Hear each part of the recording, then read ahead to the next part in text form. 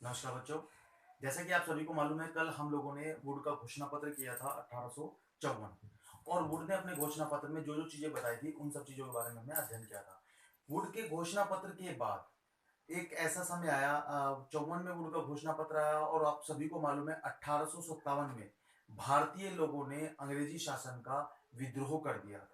अंग्रेजी शासन के खिलाफ उन्होंने एक ऐसी परिस्थितियां पैदा कर दी थी जो अंग्रेजी हुकूमत को उन्होंने सोचने पर पूर्णतः मजबूर कर दिया।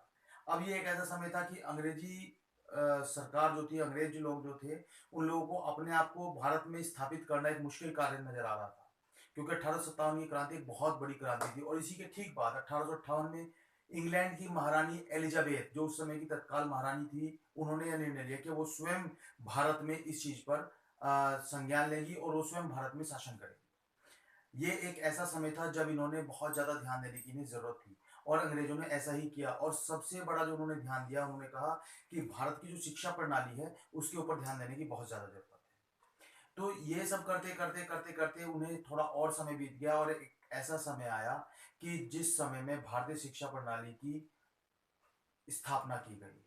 क्योंकि उस समय जो 1882 में जो गवर्नर थे, लॉर्ड रिपन उस समय के गवर्नर थे, और उन्होंने यह निर्णय लिया कि भारत की जो शिक्षा प्रणाली है उसकी तरफ विशेषकर ध्यान दिया जाए।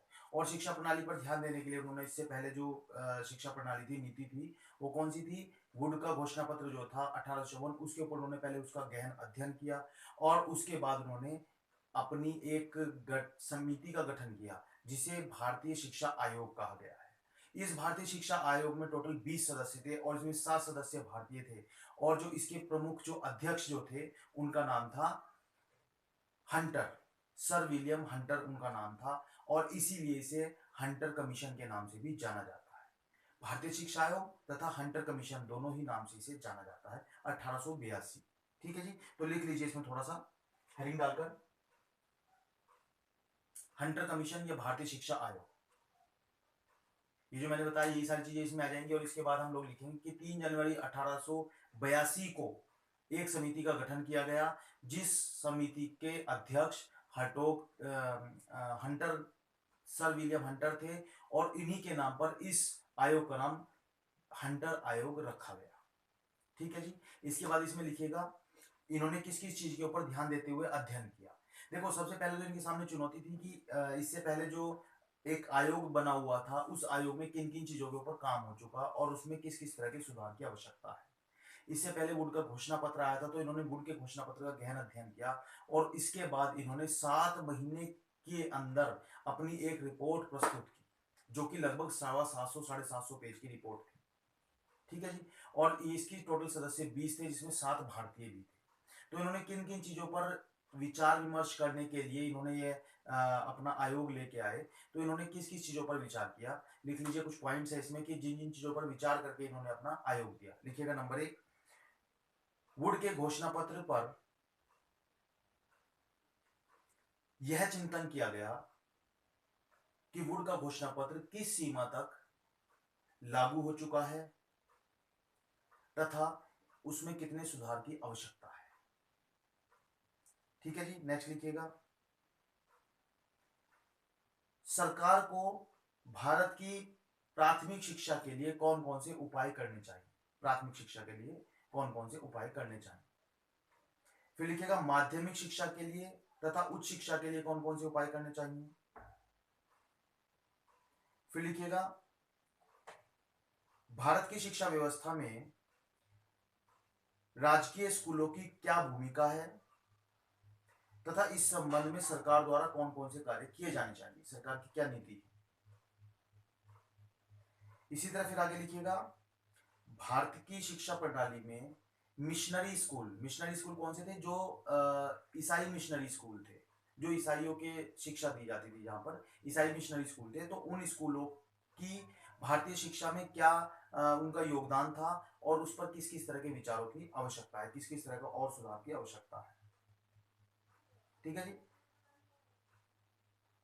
भारतीय शिक्षा प्रणाली में जो यहाँ के लोग थे, उनकी व्यक्तिगत क्या भूमिका थी? क्या वो लोग शिक्षा के प्रति जागरूक थे? क्या शिक्षा में उनका कुछ योगदान था स्कूल बनाने में, कॉलेज बनाने में, शिक्षा प्रणाली को दुरुस्त रखने में उनका क्या योगदान था और किस तरह के सुधार की आवश्यकता है? इन सभी पहलुओं पर विचार किया। ठीक है जी। इसके बाद इन्होंने अपनी शिक्षा प्रणाली की जब हम बात करते हैं, तो इन्होंने जब अपना एक प्रतिवेदन रिपोर्ट इन्होंने अपनी बनाई, तैयार की, तो उसमें इन्होंने भारतीय शिक्षा को 3 भागों में प्रस्तुत किया। प्राथमिक, माध्यमिक और उच्च शिक्षा, और तीनों के ही विषय में इन्होंने अपने अलग-अलग विचार रखे। तीनों ही विषय में अलग-अलग विचार का मतलब वित्त की व्यवस्था कौन करेगा? अध्यापकों के लिए किस तरह का प्रावधान होगा, छात्रों के लिए किस प्रकार का प्रावधान होगा, पाठ्यक्रम किस प्रकार का होगा, शिक्षा के उद्देश्य, तो इन्होंने सब चीजों के बारे में, तीनों के बारे में अलग-अलग रिपोर्ट प्रस्तुत की। एक ही रिपोर्ट में अलग-अलग कॉलम बना के अलग-अलग इन्होंने बताया है।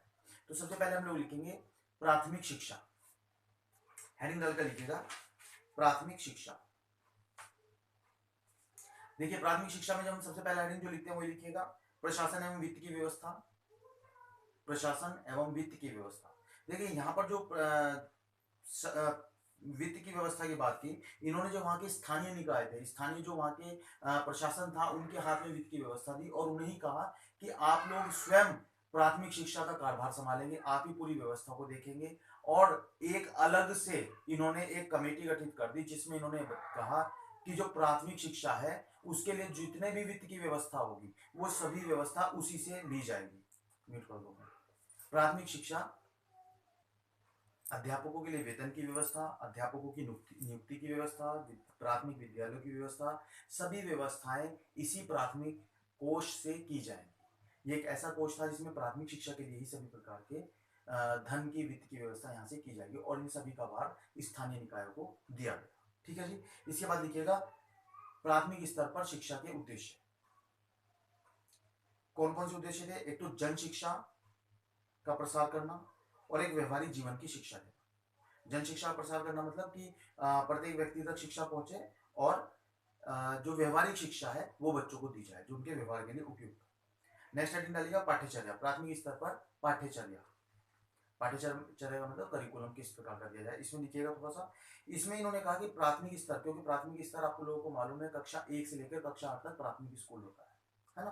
तो इस पर इन्होंने सिलाई, कढ़ाई, बुनाई, पशुपालन, इस तरह की शिक्षा की बात कही, यानी व्यावसायिक शिक्षा की बात इन्होंने कही। और इसके साथ साथ इन्होंने कहा कि बच्चों को गणित, बही खाता और इसके साथ साथ उनकी जो लोकल भाषा है, क्षेत्रीय भाषा है, उसी भी बच्चों को पढ़ाया जाए प्राथमिक स्तर पर। ठीक है जी। इसके बाद हेडिंग डालकर लिखिएगा शिक्षा का माध्यम, प्राथमिक स्तर पर शिक्षा का माध्यम। यहाँ पर जब शिक्षा के माध्यम की बात करते हैं तो प्राथमिक स्तर पर इन्होंने बच्चों को छूट दी है और इसमें कहा है कि इस स्तर पर बच्चों को उन्हीं की क्षेत्रीय भाषाओं में ही पढ़ाया जाए। अंग्रेजी भाषा यदि बच्चा पढ़ सकता है तो उसे पढ़ाया जाए, अदरवाइज उसे वहां की जो क्षेत्रीय भाषा है उस पर जोर देते हुए उसे पढ़ाया जाए। इसके बाद हेडिंग डालिएगा शिक्षक को प्राथमिक स्तर पर शिक्षक प्रशिक्षण कार्यक्रम, यानी शिक्षकों के लिए किस प्रकार का प्रशिक्षण कार्यक्रम होना चाहिए।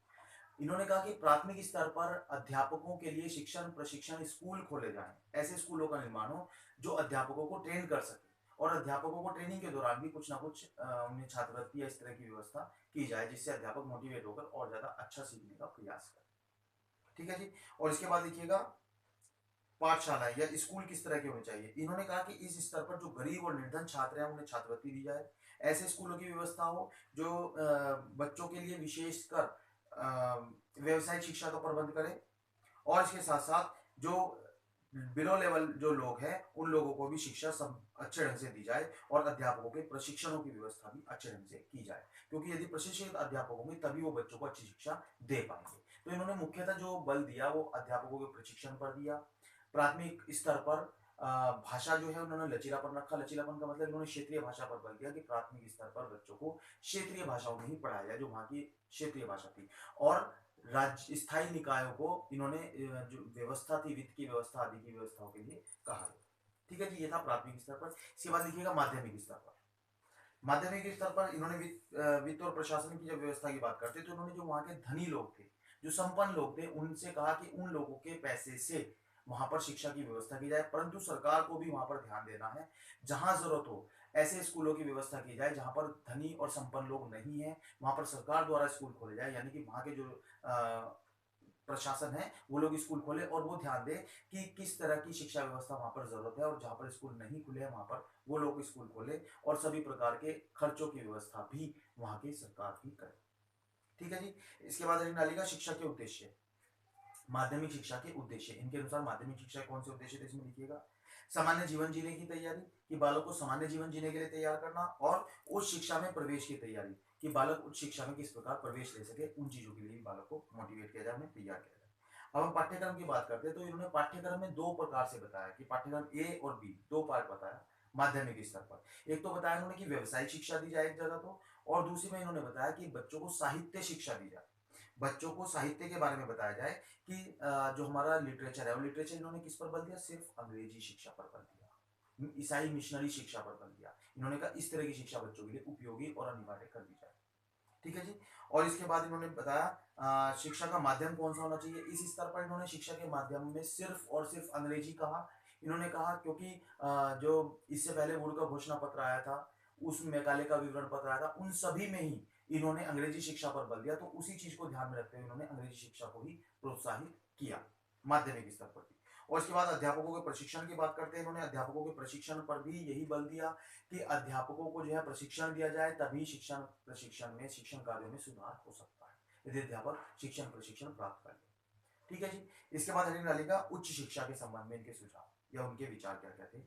इसमें लिखिएगा यहाँ पर जो प्रशासन की व्यवस्था थी, जो रुपए पैसे की व्यवस्था थी, वो इन्होंने कहा कि वहां की जो जनता है, भारतीय जनता है, उनके ऊपर छोड़ दिया जाए और वही लोग अपने आप वित्त की व्यवस्था करें, वहां पे स्कूलों की व्यवस्था करें, वही स्वयं स्कूल खोले, अध्यापकों की व्यवस्था करें, शिक्षण प्रणालियों की व्यवस्था करें। लेकिन परंतु कुछ ऐसी जगह भी है जहां पर बहुत अच्छे संपन्न लोग नहीं है, उन जगहों पर सरकार द्वारा स्कूल खोले जाएंगे और बाकी सभी स्कूलों को भी, जो लोग जनता जो खोलेंगे स्कूल, उन स्कूलों में भी सरकार द्वारा अनुदान दिया जाएगा, यानी वित्त की व्यवस्था सरकार ही करेगी।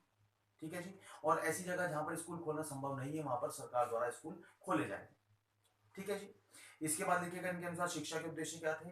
तो इनके अनुसार एक तो उच्च शिक्षा के उद्देश्य थे कि बालकों को उच्च शिक्षा का ज्ञान देना।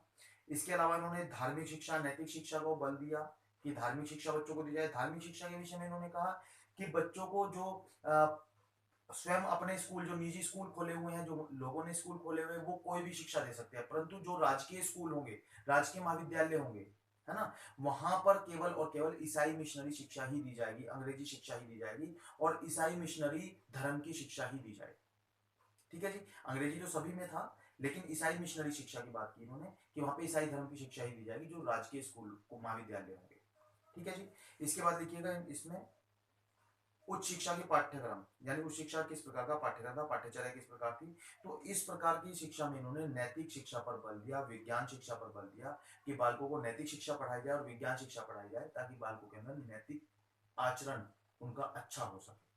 ठीक है जी। लिखिएगा इसके बाद उच्च शिक्षा का माध्यम। उच्च शिक्षा का माध्यम इन्होंने वही रखा, अंग्रेजी रखा, क्योंकि इनका सीधा सीधा विचार था कि जो इससे पूर्व में जो शिक्षा रिपोर्ट आई है वो सभी बिल्कुल सही थी और उसी के अनुरूप इन्होंने पाठ्यक्रम में भाषा को अंग्रेजी ही रखा है।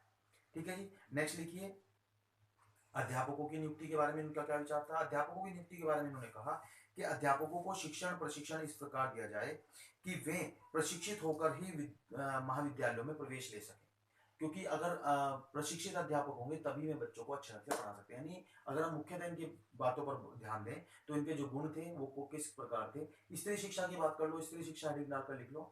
स्त्री शिक्षा के विषय में इनके विचार स्पष्ट थे, स्त्रियों को ज्यादा ज्यादा शिक्षा दी जाए, छात्रवृत्ति की व्यवस्था की जाए, सरकार द्वारा ध्यान दिया जाए स्त्री शिक्षा पर, जहाँ गरीब लड़कियां हैं उन लोगों के लिए छात्रवृत्ति की व्यवस्था हो, विद्यालयों में महिला शिक्षकों की व्यवस्था की जाए। तो इस तरह की स्त्री शिक्षा के विषय में इनके विचार थे। जन शिक्षा की बात करें, जन शिक्षा में भी यही था इनका कि जो गरीब बच्चे हैं, जो रिमोट एरियाज में रहते हैं लोग हैं, उन लोगों के लिए शिक्षा की व्यवस्था की जाए, छात्रवृत्ति उन लोगों को दी जाए। जो नीची जाति के लोग हैं उन्हें शिक्षक प्रशिक्षण कार्य दिया जाए, उन्हें टीचर्स नियुक्त किया जाए, स्कूलों में कॉलेजेस में नियुक्त किया जाए, जिससे उन लोगों का स्तर भी ऊंचा उठ सके। और इसके साथ साथ इन्होंने मुसलमानों के बारे में भी यही विचार रखे कि मुस्लिमों के लिए अलग से स्कूल खोले जाए, महिलाओं के लिए भी अलग से स्कूल खोले जाए, महिला स्कूल, और मुस्लिमों के लिए भी अलग से मुस्लिम स्कूल खोले जाए, जहां पर उन्हें मुस्लिम शिक्षा के साथ साथ अंग्रेजी शिक्षा भी दी जा सके। और उनके लिए यदि वो गरीब है तो उन्हें छात्रवृत्ति दी जाए, उनका विशेष ध्यान रखा जाए, उन्हें मुस्लिम शिक्षा उन्हें पढ़ाई जाए। तो ये थोड़ा सा इन लोगों ने अलग से थोड़ा सा ध्यान दिया था मुस्लिम के बारे में, स्त्री शिक्षा के बारे में और जन शिक्षा के बारे में। इनके गुण और दोष सेम वही आ जाएंगे कि इन्होंने अध्यापक प्रशिक्षण पर बल दिया, सरकार का इसमें हस्तक्षेप ज़्यादा था, सरकार अनुदान देती थी, ठीक है जी। छात्रों के लिए क्षेत्रीय भाषा के साथ साथ प्राथमिक स्तर पर क्षेत्रीय भाषा का बल दिया, अंग्रेजी शिक्षा को महत्वपूर्ण स्थान दिया। ये सारे इनके गुण हो जाएंगे। दोष की जब हम बात करें तो यहीं से दोष भी निकल जाएंगे कि अंग्रेजी शिक्षा इन्होंने को ही प्राथमिकता दी उच्च स्तर पर। अध्यापक प्रशिक्षण की बात कही इन्होंने, वो अच्छी चीज़ थी, परंतु इसके साथ-साथ अध्यापक प्रशिक्षण, यदि सभी अध्यापक प्रशिक्षण में लगे रहेंगे तो बच्चों का ध्यान किस तरह से दिया जाएगा, ये भी कहीं न कहीं दोष हो सकता है। ठीक है जी? तो यानी कुछ इस तरह के इसमें कुछ दोष भी रखे गए थे जिसमें इन्होंने ये कहा कि बच्चों को, जो पिछड़े बच्चे हैं उनकी तरफ ध्यान दिया जाए, परंतु सामान्य जाति के बच्चों की तरफ उन्होंने विशेष ध्यान नहीं दिया। है ना? तो ये कुछ इनके दोष थे, इनकी शिक्षा प्रणाली के दोष थे, जिसे हम हंटर कमीशन या भारतीय शिक्षा आयोग के नाम से जानते हैं। ठीक है बच्चों, तो ये था हमारा आज का टॉपिक, जिसमें हमने पढ़ा कि हंटर कमीशन क्या है, भारतीय शिक्षा आयोग क्या है और किस समय से किस प्रकार से लागू किया गया। ये बहुत ही विकट स्थिति थी जब इसको लागू किया गया था। लॉर्ड रिपन के द्वारा एक कमेटी का गठन किया गया था। ठीक है जी। 7 भारतीय इसमें मौजूद थे और साथ में जो कमेटी के प्रमुख थे उन्हें, उनका नाम था सर विलियम हर्टॉग, और इसीलिए से हर्टॉग कमेटी कहा जाता है। हंटर कमीशन कहा जाता है, सॉरी, सर विलियम हंटर, और इसलिए इसे हंटर कमीशन कहा जाता है। ठीक है। आई होप कि आप लोगों को समझ में आया होगा। बहुत बहुत धन्यवाद, बहुत बहुत शुक्रिया। ध्यान से देखिएगा वीडियो, कोई प्रॉब्लम हो तो आप लोग पूछ सकते हैं। बहुत बहुत धन्यवाद।